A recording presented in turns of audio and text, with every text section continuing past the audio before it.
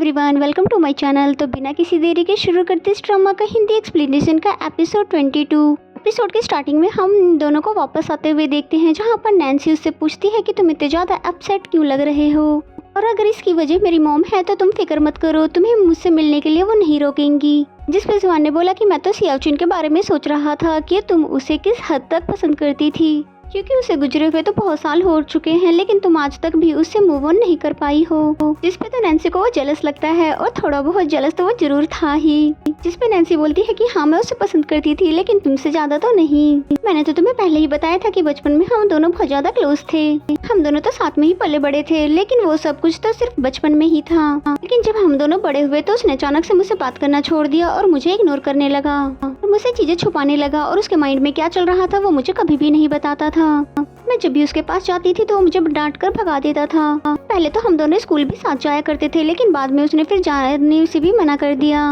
और इतना ही नहीं, उसने तो स्कूल में भी खुद से मुझे दूर रहने के लिए कह दिया, और मुझे लगा भी था कि मैं अपनी फीलिंग उसे बता दूं तो शायद वो मुझसे बात करना स्टार्ट कर दे। फिर जब मैं उसको अपने फीलिंग बताने के लिए गई तो उसने मुझे फिर से डांट दिया कि तुम हर वक्त मेरा पीछा क्यों करती रहती हो। मुझे अकेले ही घर जाने के लिए कह दिया, और इस तरह मैं उसे कभी भी अपनी फीलिंग्स नहीं बता पाई, क्योंकि आंटी तो ये बात अच्छे से जानती थी, इसलिए वो मुझे उसके करीब लाने की बहुत सारी कोशिशें भी करती थी। जब डैड की नाइट शिफ्ट होती थी तो मुझे आंटी के साथ ही रात गुजारनी होती थी, और उन्होंने तो कई बार मेरे डैड से इंसिस्ट किया कि मैं उनके ही घर पर रह लूं, लेकिन डैड मेरी वजह से किसी और को परेशान नहीं करना चाहते थे।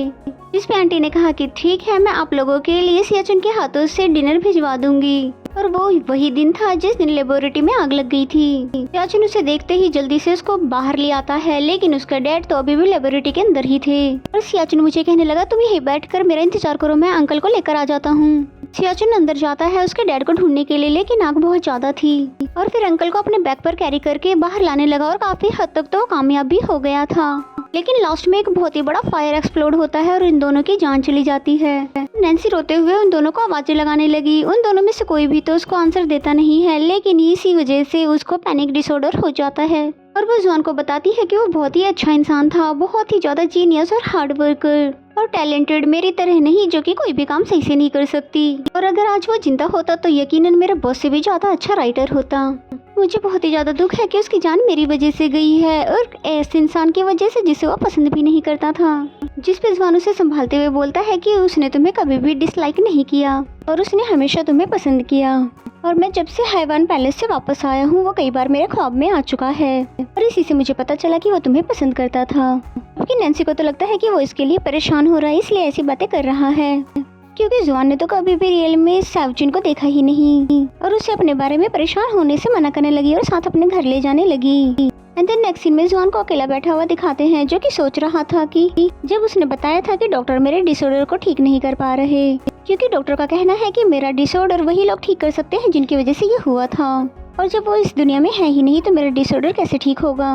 और फिर तभी उसे फेरेजैन की एक मिशन की याद आती है, और फाइनली जुआन को यहाँ पर पता चल गया है कि उसका जो मिशन है वो नैन्सी को पैनिक डिसऑर्डर से हील करना है।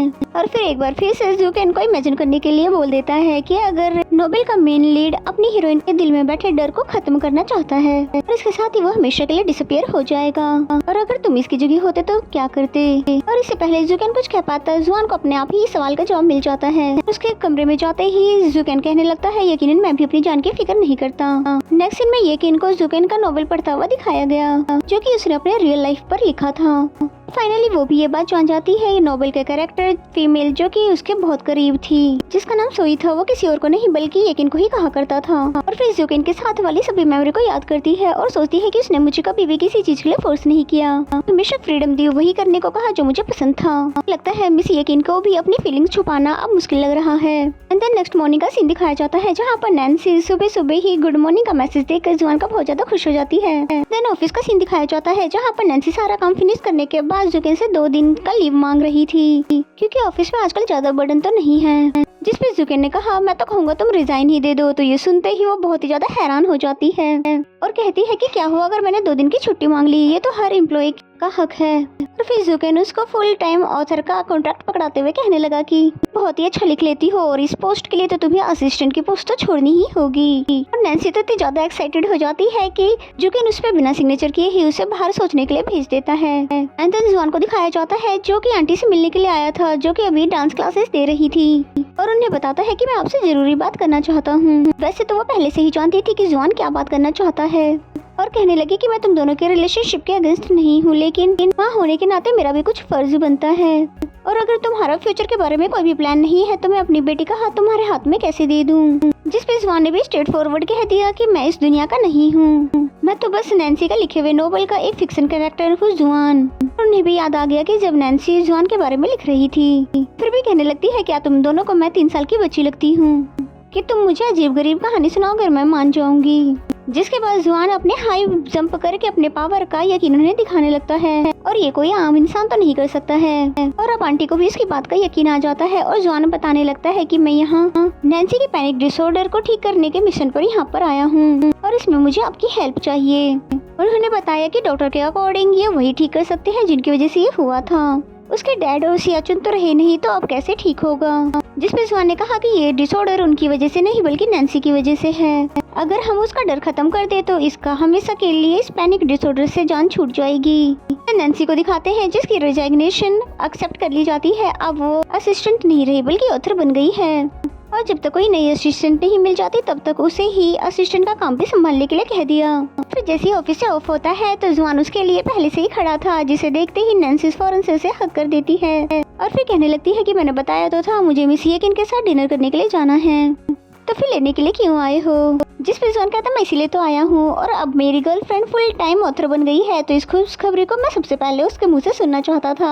चलो अच्छा हुआ कि तुम्हें तुम्हारे लाइक की पोस्ट मिल गई, और वैसे भी तुम किसी और की असिस्टेंट नहीं हो सकती सिवाय मेरे। नैन्सी भी इस बात से हैप्पी थी, पर लेकिन अब पोस्ट बड़ी हो गई है तो बर्डन भी बढ़ जाएगा।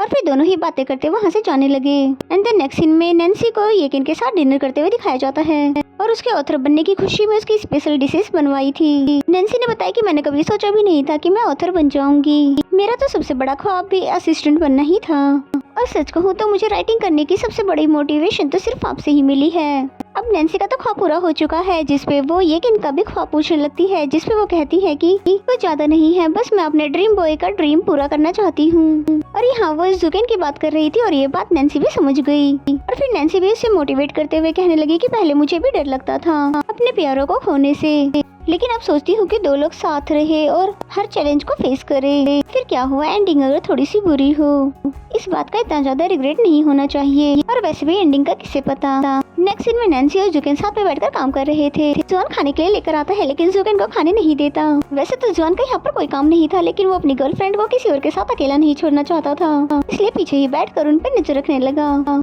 और जब जुकेन अपने टैलेंट की बात करने लगा तो जुआन हंसने लगा, लेकिन दिखाया ऐसा रहा था जैसे वो कॉमिक देखकर हंसा हो। फिर जब वो शिफ्ट होने की बात करता है तो जुआन जल्दी से आगे आकर पूछता है कि बताओ तुम कब शिफ्ट हो रहे हो, जबकि नैन्सी तो इसे इशारों में चुप रहने के लिए कहती है। जिसके बाद नैन्सी ने जुकेन को बताया कि मैं आज मिस येकिन के साथ डिनर करने के लिए गई थी और वो मुझे आपके बारे में काफी ज्यादा कंसर्न लगी, कि आपको उनसे बात करनी चाहिए। जिस पे जुकेन ने बोला कि मैं तब तक उसकी तरफ लौट कर नहीं जाऊंगा जब तक मेरा ये चाइल्डिश बिहेवियर चेंज न हो जाए, और अगर इस दौरान वो किसी और की हो गई तो मैं उसकी चॉइस समझकर उसे भूल जाऊंगा। और ये कहकर जुकेन वहाँ से चला जाता है। तभी जुआन उसकी तरफ आते हुए कहने लगा कि तुम्हारी चॉइस कभी भी नहीं बदलनी चाहिए, समझिए तुम। जिस पे नैन्सी भी उसे हक करते हुए कहने लगे कि हाँ अच्छे से समझ गई हूँ। एंड देन नेक्स्ट मॉर्निंग का सीन दिखाया जाता है जहाँ पर नैन्सी जुकेन को ऑफिस चलने के लिए डोर पर नॉक कर रही थी। तभी जुआन ने डोर ओपन करते हुए कहा कि तुम्हें ऑफिस जाने की कुछ ज्यादा जल्दी नहीं है, और उसका ब्रेकफास्ट देते हुए कहने लगा कि ये तुम्हारे लिए है, किसी से भी शेयर मत करना।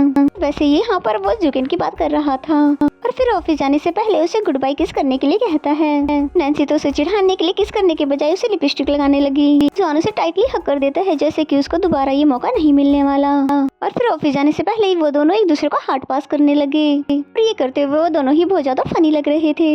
And the next scene office का दिखाया जाता है जहाँ पर येकिन जो कि इनकी असिस्टेंट बनने के लिए आई थी, और नैन्सी उसका इंटरव्यू ले रही थी, और नैन्सी ने भी वही सवाल पूछे जो कि येकिन ने इंटरव्यू के दौरान उससे पूछे थे। और येकिन ने भी ठीक वैसा ही जवाब दिया जैसा कि इंटरव्यू के दौरान नैन्सी ने दिया था और फाइनली उसे जॉब के लिए सिलेक्ट कर देती है और जुकिन को सरप्राइज देने के लिए येकिन को उसके पास लेकर आती है और जुकिन तो अचानक से उसको यहाँ पर देखकर हैरान हो जाता है और इसी सीन के साथ ये एपिसोड यहाँ पे खत्म हो जाता है। तो मेरा एक्सप्लेनेशन अगर आपको अच्छा लगता है तो वीडियो को लाइक करें और चैनल को अभी तक सब्सक्राइब नहीं किया तो प्लीज सब्सक्राइब कर लें। तो मिलते हैं नेक्स्ट एपिसोड में।